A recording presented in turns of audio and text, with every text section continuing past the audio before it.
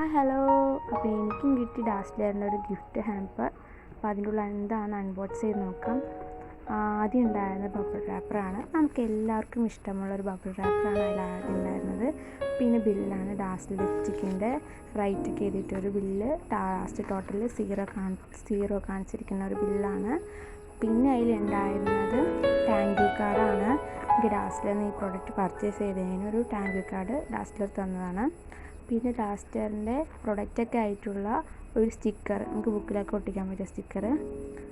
ഇതാണ് നമ്മുടെ main item. ഇത് ഒരു ലിപ്സ്റ്റിക്ക്, ഇതൊന്നാണ്.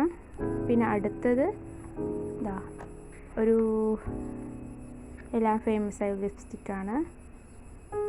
പിന്നെ ഉള്ളത് വാട്ടർ പ്രൂഫിൻ്റെ ഒരു ഐലൈനർ, നല്ലൊരു ഐലൈനറാണ്, സ്കെച്ച് ഐലൈനറാണ്.